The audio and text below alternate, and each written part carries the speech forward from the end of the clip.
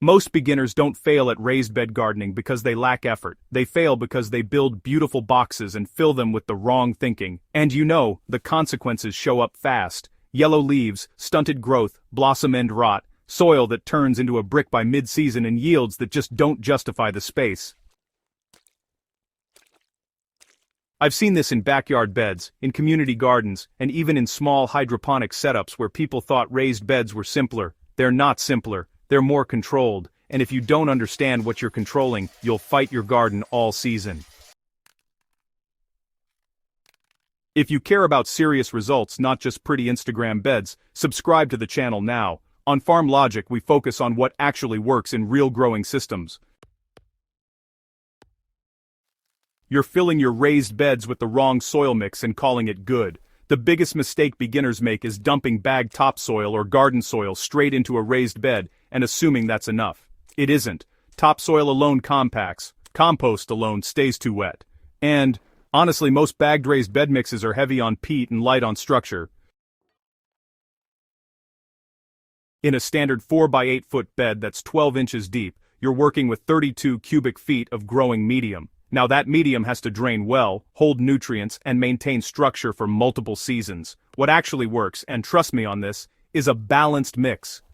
Roughly 40% compost, 40% high-quality topsoil or loam, and 20% aeration material like coarse sand, perlite, pumice, or rice hulls.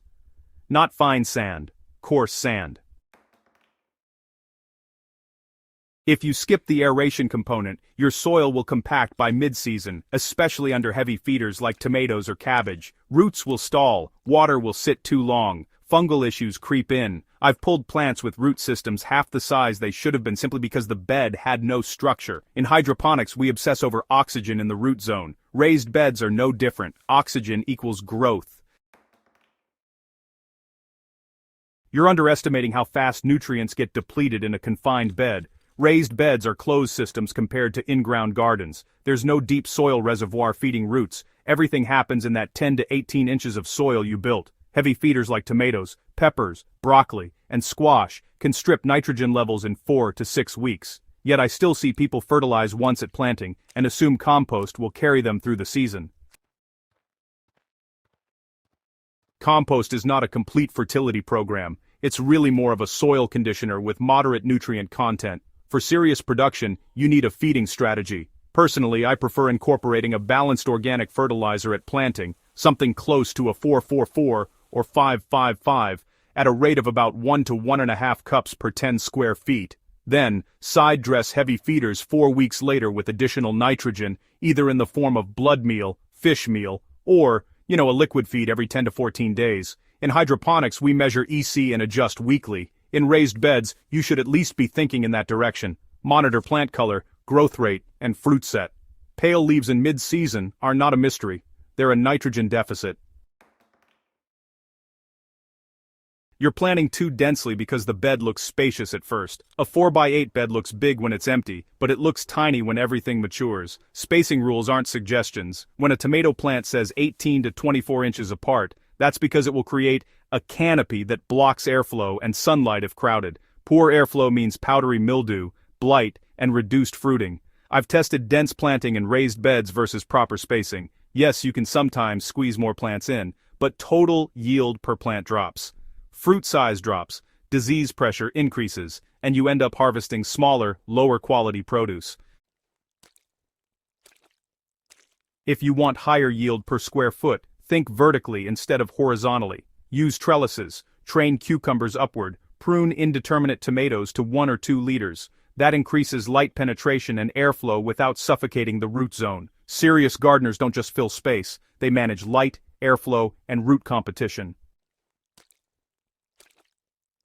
You're ignoring temperature swings in raised beds. Raised beds heat up faster than in-ground soil. That's an advantage in spring, but honestly, it's a liability in peak summer. In full sun, dark soil in a raised bed can exceed 95 degrees Fahrenheit at root level. Once soil temperatures climb above 85 degrees, root function slows significantly in many crops. Above 95, you start seeing real stress. Most beginners blame heat stress on watering issues alone, but root zone temperature is just as important. This is where monitoring matters. I use a fast, instant read thermometer not just in the kitchen but in compost piles and occasionally to spot check soil temperatures near the root zone. A tool like the ThermoPro TP620 instant read thermometer works for quick checks because it gives you a fast reading and is waterproof, so you're not babying it in the garden. If you want to check compost maturity or see how hot your raised bed soil is getting at 2 inches and 6 inches deep, that kind of tool is useful. I'll leave the link in the description if you want to look at it. If soil is overheating, mulch heavily. 2 to 3 inches of straw, shredded leaves, or wood chips can drop surface temperatures by 10 to 15 degrees.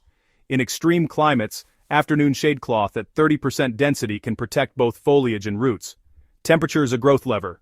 Ignore it, and your yields suffer. You're watering on a schedule instead of watering based on soil reality. Watering every morning at 7 a.m., because that's your routine, doesn't make you disciplined, it makes you disconnected from the plant. Raised beds dry out faster because they're elevated and often have improved drainage, but that doesn't mean they need daily watering. Instead of following a calendar, check soil moisture at root depth. Stick your finger in 2 to 3 inches. Better yet, use a simple probe or even that same instant read thermometer to see how cool and moist the soil feels deeper down. Dry surface doesn't always mean dry root zone. For most vegetables, you want consistent moisture in the top 6 to 8 inches of soil. Not soggy, not bone dry. Consistent. Overwatering reduces oxygen and leads to shallow root systems. Underwatering causes blossom drop and bitterness in crops like lettuce and cucumbers. In hydroponics, if you oversaturate and reduce oxygen, roots suffocate quickly.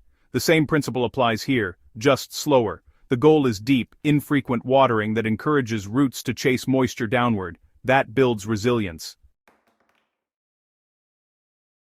You're treating raised beds as permanent, but not maintaining them like living systems.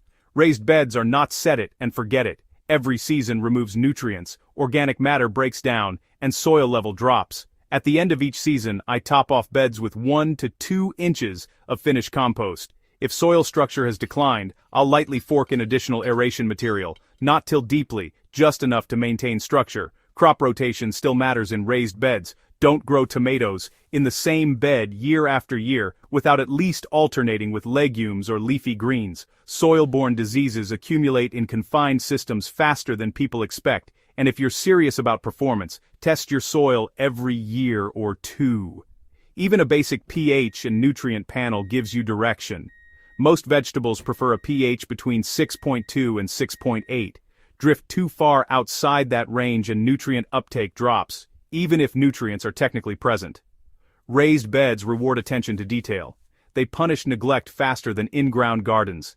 If you avoid these 5 mistakes, poor soil structure, weak fertility management, overcrowding, ignoring temperature, and careless watering, you'll see the difference not just in plant size, but in actual harvest weight and quality. The goal isn't just to grow something, it's to grow it well. If this helped you think more critically about your raised beds, subscribe to the channel and share this video with another serious grower. The more we focus on practical knowledge instead of gardening myths, the better food we produce. And better food starts with better decisions in the soil.